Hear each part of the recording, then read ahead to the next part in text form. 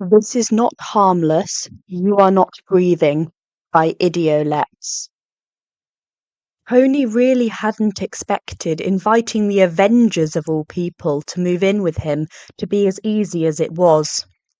He didn't mean to insult anyone, but, well, they were all very highly strung characters, to say the least.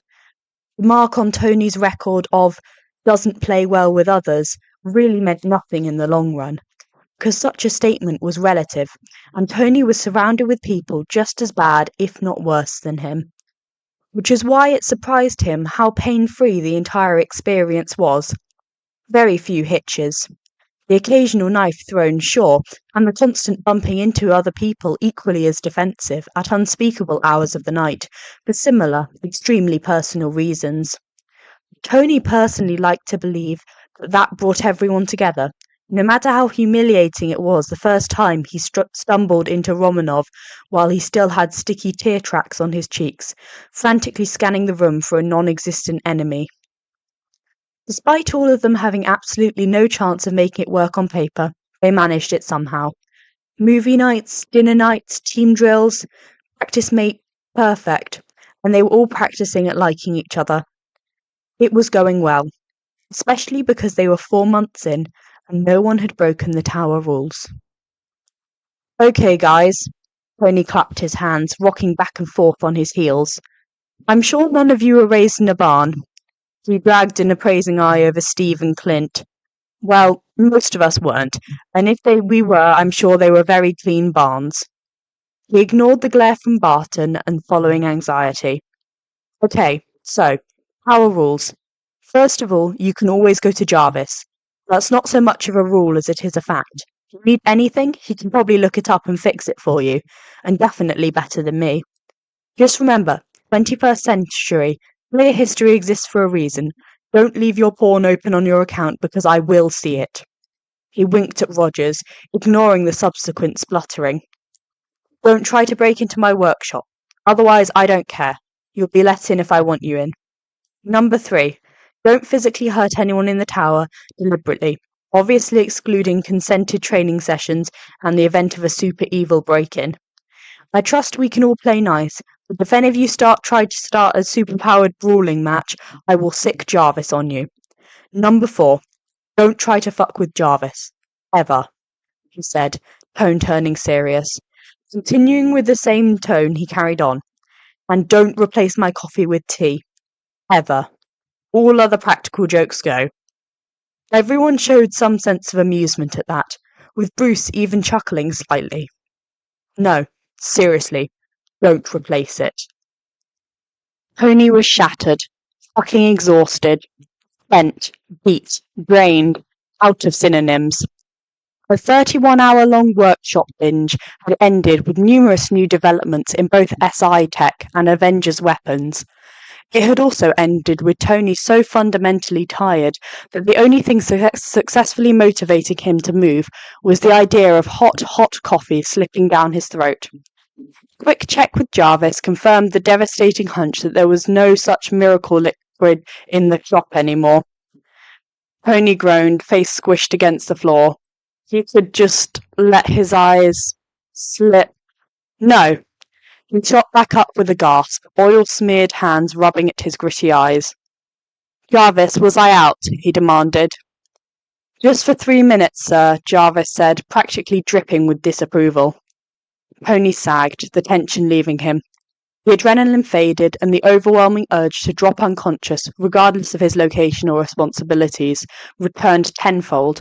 But he really needed to eat something, actually shower, and sort out some documents, because Pepper needed him tomorrow for some business thing or the other, and he had pinky swore he would make it.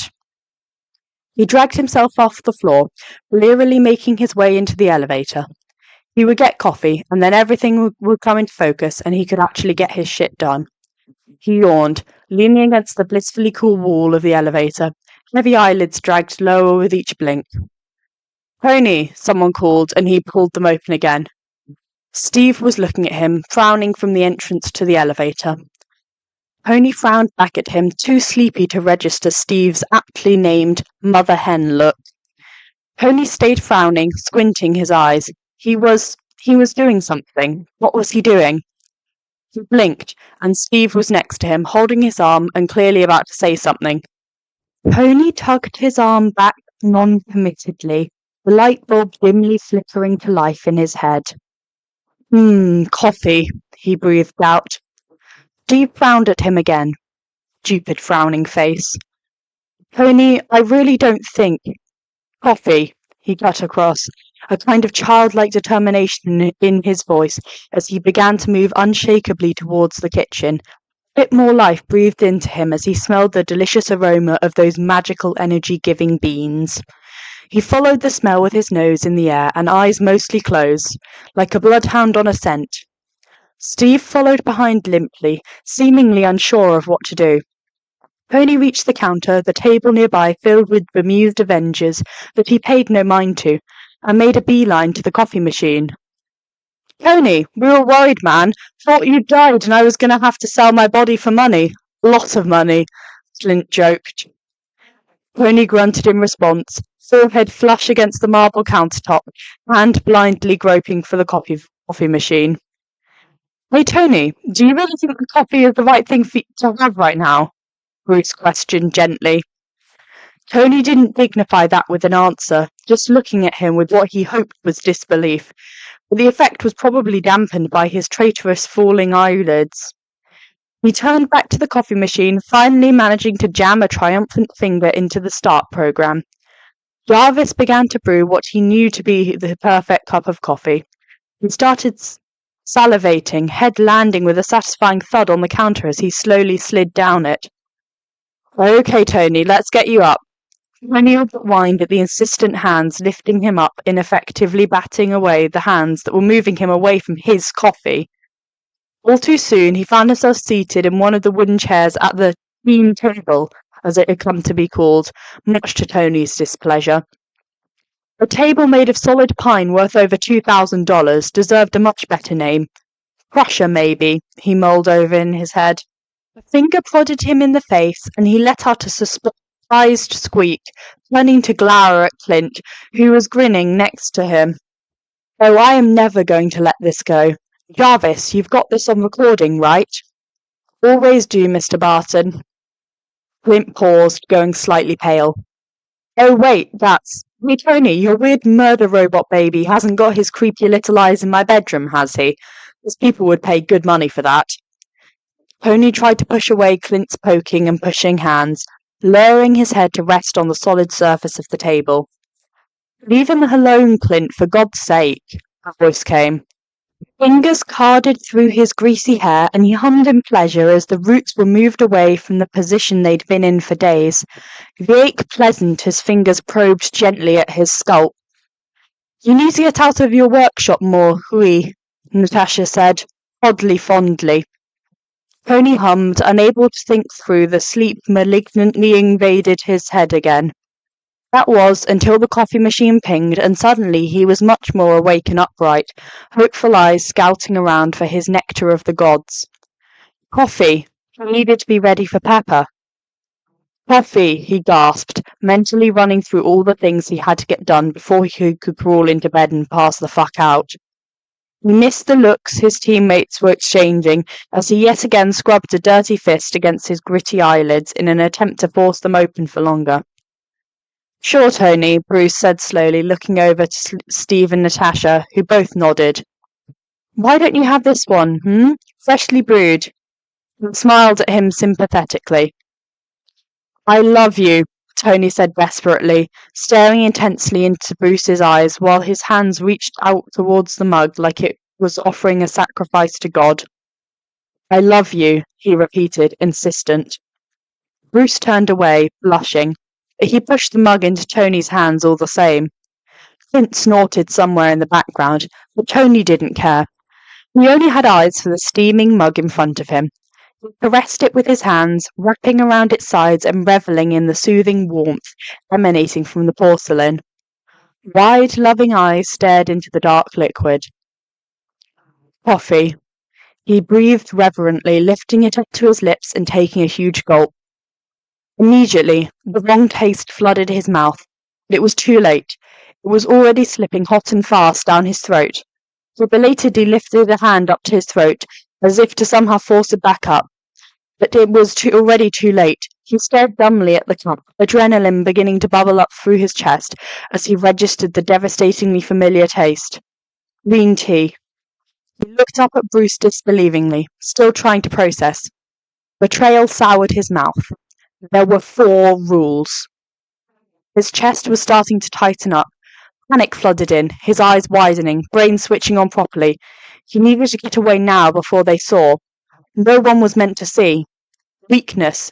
He needed to. He needed to leave. He stumbled up from his chair, already feeling the uncomfortable thickness of his airway. He swallowed once, twice, 3 times. Everyone's eyes were on him. They were gonna know how easy it was to hurt him. I'm gonna go, he said, the final words pushed out between tightening breaths. He stumbled away from the table towards the elevator, ignoring the confused voices behind him. He pushed forward on weak legs, forcing air through his open mouth. He tripped at the entrance to the elevator, legs nearly going out from underneath him. He made it in, turning around to see Steve standing in the hall hesitantly, his face turning to horror as his eyes reached Tony's face and he began running towards the lift, falling out behind him, just a second too slow. Doors shut and Tony let himself fall down to the floor, resisting the urge to scramble at his throat. He ran frantic fingers around his wrist, jabbing at the place where the EpiBand should be. Designed by him, one press would inject the epinephrine and meds he needed so it didn't completely fry his heart. His EpiBand. The EpiBand that he left in the penthouse when he began delving into the Chevy. He closed his eyes, deliberately not breathing faster, despite the fear clogging his system. Sir, Dummy is accessing the EpiPen now. Jarvis's voice came over the speakers, deadly serious. Tony wheezed. In, out, in, out. Dummy might not make it in time. The elevator doors opened to reveal the workshop floor. He dragged himself out of the elevator with his hands, steadfastly not allowing himself to draw lines between this and the stained situation, fingernails scratching at the floor. His stomach rolled, suddenly turning, and he retched on air, eyes spotting with black, a kind of primal panic filling him as his stubby fingernails clawed at his throat, trying to get enough air in. The retching stopped, Tony having a horrible moment of clarity that if he had eaten anything in the past 24 hours, he would have just choked on his own puke and been dead already. He reached an arm out to keep moving, just to realize he couldn't. Still could die then. Would die. He felt hysteric, black dots filling his vision, skin hot and itchy as his outstretched hand fell to the floor with a dull thump. He was going to die. From tea. The ugly noises of his wheezing breathing, shallower and shallower, echoed against the walls as he felt his eyes slip closed, lungs burning. He faintly heard a pounding noise and yelling, too busy weakly pressing at his throat to truly take notice, and then something stabbed him in the thigh, hard. He had just enough time to think, wow, Dummy was shockingly good at EpiPen injections, before the blackness either took over his vision or his eyelids finally gave up the ghost. Steve absolutely pelted it down the stairs. He had no idea what was going on with Tony, but his face had been bright red, swollen, and so full of panic that Steve had felt shot with it like a bullet from across the room. Tony's petrified eyes had met his, and then the door had closed, Steve's fists pounding uselessly against them. Something's wrong with Tony, he had called behind him, the voice panicked. Equally confused and panicked responses had come back. Steve hadn't stuck around. He had been practically flying down the stairs before the words had even properly left his mouth. His ears were filled with the pounding of his heart and the slapping of his soles, only just smacking onto every 4th step. What could be happening? Poisoning? An attack? Steve skidded to the bottom of the footwell of another flight, nearly flinging himself down again before he clocked the number. 70. Tony's workshop. Heart in his mouth and panting like crazy, he flung the door open, unflinching as it careened off the hinges. He didn't know what he had been expecting to see, but somehow what greeted him was worse. Tony was lying on the floor, one hand outstretched as though he was trying to crawl, a horrible rattling noise emanating from his throat, which he was clawing at weakly with the other hand, blood beginning to speckle at the delicate skin. Steve froze in horror, at a complete loss for what to do. Go to the workshop, Jarvis's voice came, twice its usual speed. Steve startled into action, sprinting in and looking around wildly, as though he could pick out the solution with his eyes alone. Left, second drawer, Jarvis interjected tensely. Steve ran over, immediately beginning tugging at it desperately. You need to, Jarvis began, but Steve was already lifting the drawers over his head, slamming the ground with his full weight. The hinges burst and the drawer came tumbling open. Jarvis didn't miss a beat. Orange pen. Steve hesitated, looking at it doubtfully. Pen? Jarvis be wrong? It was just a robot, after all. Mr. Rogers, please, Jarvis said. The terror in the plea resolved Steve's nerves. He grabbed the pen, turning around breathlessly. What next? He asked. Outside, sir. Steve was already running back to kneel beside Tony, whose chest had gone frighteningly still. You need to... Oh my God, Steve, he heard behind him, and turned, hands fluttering uselessly around Tony's body. Pony. Natasha stood in the door to the stairwell, hand half raised to her mouth, eyes wide. Steve watched as her eyes tracked down to the pen, nearly crushed in his grip, and the realization that spread across her face. Give it here, she gasped, hand reaching to Steve's. Steve blinked, having hardly seen her move down to sit next to him. He relinquished it to her, and she hurried over to Tony's legs, ripping his sweats open at the thigh with ease. She expertly arranged it over his leg, pressing down hard and clicking something on the top, muttering under her breath. Red to the thigh, blue to the sky. Red to the thigh, blue to the sky. Come on, Tony. Steve heard more voices arrive behind him, but his eyes remained glued to Tony's prone form, sick dread filling him. All of the memories he'd made with the genius they'd all come to appreciate cycling his head. Tony let out one more wheezy, rattling breath and stilled. Steve didn't breathe. This could be it. And then Tony breathed in again, that bit less laboured, head lolling to the side. Steve breathed out his own sigh of relief, sitting back on his heels. We don't need to get him to a hospital now. I don't know how much of the epinephrine-induced tachycardia he can handle with the low blood pressure and arc reactor already, Natasha said urgently, and Steve turned to look at her, confused, only to realize she was directing her words, only about 3 of which Steve understood. The pale-faced Bruce and a solemn-looking Clint stood in the doorway. What the hell, he breathed, was that? When Tony next managed to peel his eyes open, there was a deeply irritating, rapid beeping by his left ear. He tossed his head impatiently, muttering. His head is unbearably fuzzy, his mouth bone-dry. He suddenly realizes he's not in the last place he remembers being, and shoots upright. He turns to his right, feeling rather than seeing his hair stuck up at all ends. He's met with the sight of Steve, shocked eyes looking back at him. His mouth moving alerts him to the cannula wedged up his nose, and he scrunches his lip up. He yanks it out with one uncoordinated fist, and Steve begins stuttering. Coffee, he says stubbornly, glaring daggers at Steve, who quietly presses a button. He feels his eyes drooping again, and he leans back onto what he now recognizes is hospital pillows. He's not happy about that, at all. He still sinks back in, satisfied he's got his point across. He's drifting into sleep, and then there's someone fiddling with his hand, and he drops into unconsciousness like a step off a ledge. Tony had woken up several times since he collapsed, the most distressing being the ambulance when he would spontaneously arise and start fighting off the medical professionals, alternating between babbling incoherently about how he needed to be healthy and apologizing over and over again, sobbing to the EMTs at several points while they tried to get his heart to slow down, and Steve held his hand in a death grip. At one point Tony had turned to him and repeated pleas not to remove him from the Avengers, amid ramblings involving mechanics, Jarvis, and a significant amount of words that Steve couldn't even make out. In comparison, Tony's moments of consciousness when they were in hospital and he was kept up on pain meds and sedation were much more benign, even funny. At the very least, they didn't make his chest hurt like the sobbing, scared Tony did. He had a hefty dose of morphine in his system. They damaged ribs doing CPR when he went into ventricular fibrillation. Steve had learned a lot of new words over the last few hours.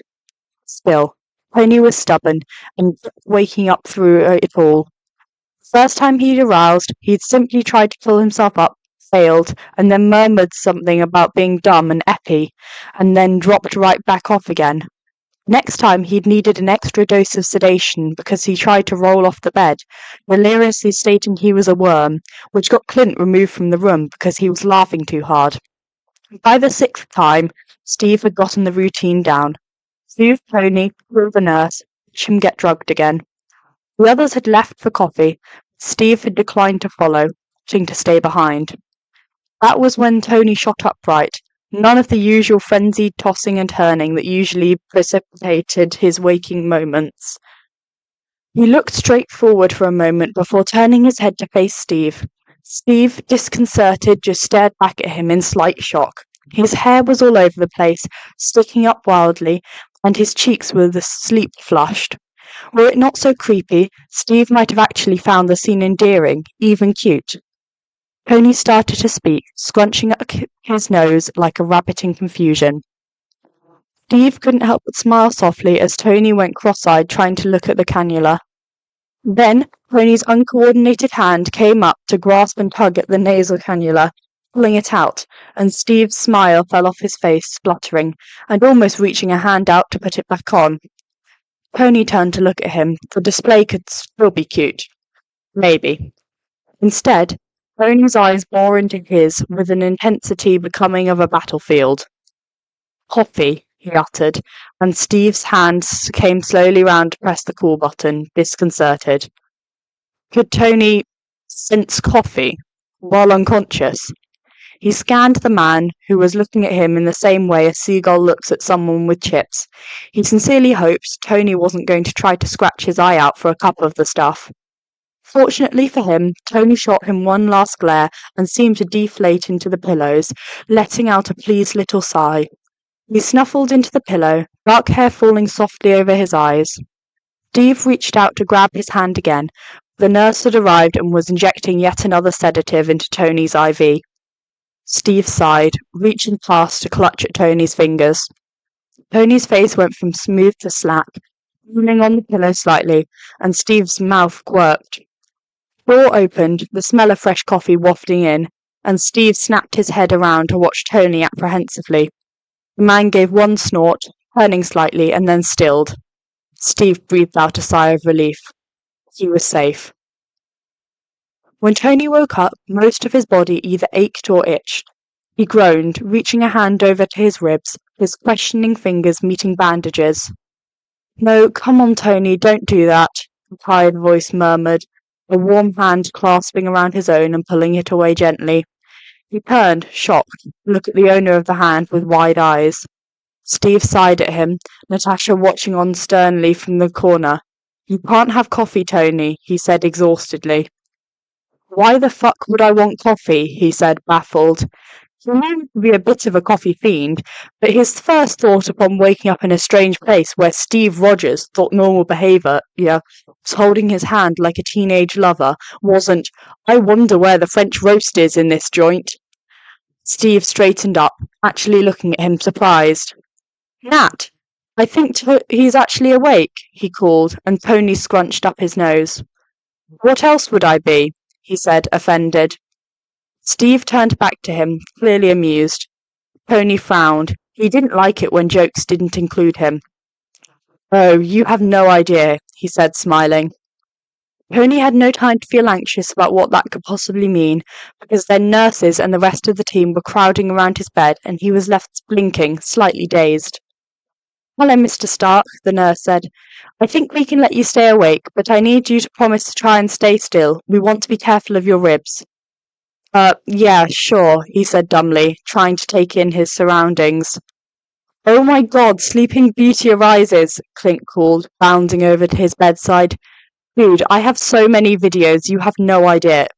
Clint, not now, Bruce said pointedly. Excuse me, could we have a moment? He said pleasantly to the nurses. There was something sharp in his tone. The nurses all filed out, and Tony swallowed dryly as the team gathered at the foot of his bed, all frowning at him. The fragmented memories of last night came filtering in, gasping, running, the EpiPen, coffee that wasn't coffee. He really hoped the vague images of crying in an ambulance didn't actually happen. Heat rose up in his cheeks, and he swallowed again, wincing at how dry his mouth was. Bruce wordlessly passed him a glass of water, and he downed nearly the whole cup, grimacing as it was tainted with the taste of his mouth, which was less than great.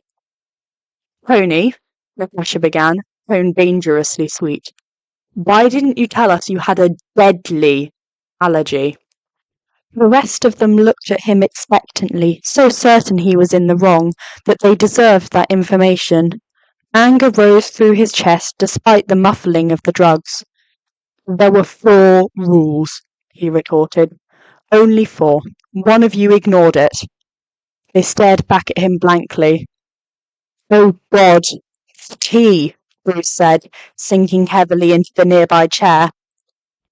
I said, Tony said petulantly, irrationally upset that they hadn't listened. I said never to swap my coffee. I thought you were joking, man. What the fuck? Why wouldn't you tell us about the allergy? Clint said. I said it seriously, Tony defended. I told you. Why didn't you listen? Oh my God, I'm so sorry, Tony. I didn't even think about it. I just wanted you to get some sleep. I was so worried, Paul said, voice wobbling slightly. I can't believe I nearly killed someone again, and I wasn't even Hulk, he whispered, and Pony softened immediately. Hey, you didn't really know. Just listen to my rules, okay? I really don't have many I want people to follow, he comforted awkwardly. You're right, Steve said. You laid down a boundary. We shouldn't have ignored that, even if we didn't think you were really serious. I'm really sorry, Tony, he said, and his eyes were so remorseful he couldn't help but feel bad. It's all right, he said uncomfortably. Except it's not okay, Natasha interjected.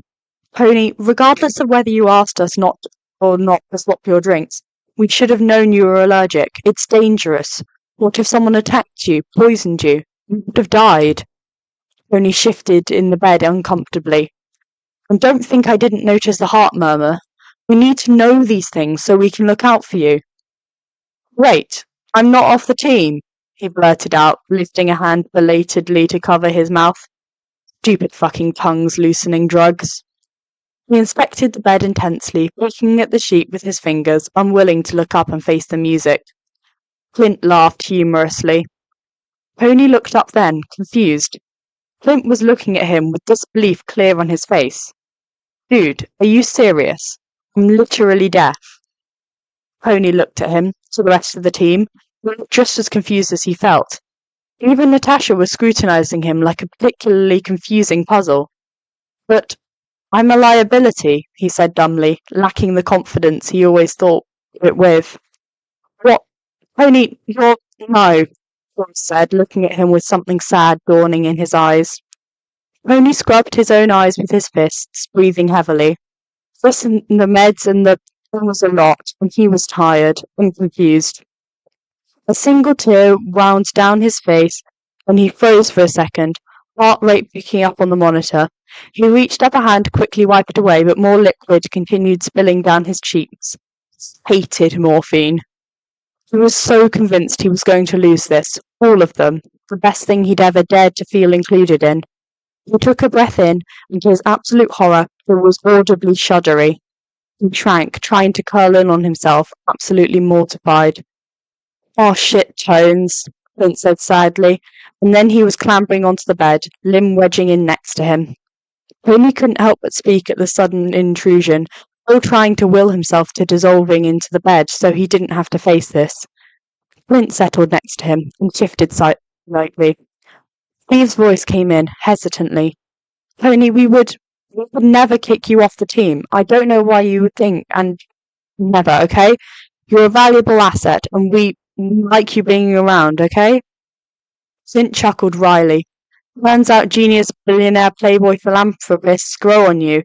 By the time you realise that, you're in too deep and you forget to actually tell them that. He smiled self-depreciatingly. And then you find yourself wishing you could redo a report, Natasha said quietly. Pony turned to look at her in shock, suddenly uncaring of the tears still dripping lethargically down his face. I'm sorry, Tony. I was wrong. You're a very good actor, she said, quirking her lips up before her face fell into something resembling regret. If you weren't on the team, I wouldn't be. I would leave, Bruce said sincerely, catching Tony's eyes. Pony breathed in again, fluttery, overwhelmed. Now move your juicy ass over, man. Just because we love you doesn't mean you get the whole bed. Tony laughed wetly, grateful for the reprieve from seriousness and emotions. It's my bed, he protested non-committal, already shifting over to give Clint more room. In turn, Clint shifted onto his side and draped his arms carefully over Tony's torso, looking up at his face with fluttering eyelashes. We put you here so we get a steak, he said, so sweetly. Tony started laughing, so hard his ribs jolted slightly, tear tracks still drying on his face. Clint? Way too soon, man. Way too soon. Pony breathed out, clutching a hand to his side. He looked around at everyone's sincere faces, worry still marring the lighter atmosphere. I'm allergic to catkins, he breathed out, and it felt much more momentous than what it really was. They're in herbal teas, but not coffee. Everyone else seemed to notice the heaviness of the statement, and Bruce scribbled down the word, but they all just kept smiling, gathered around his bed, with Clint snuffling irritatingly at his neck. Hey, things were still easier than he thought. Better than he thought. Hey, Tony, I have got some hilarious videos. Clint!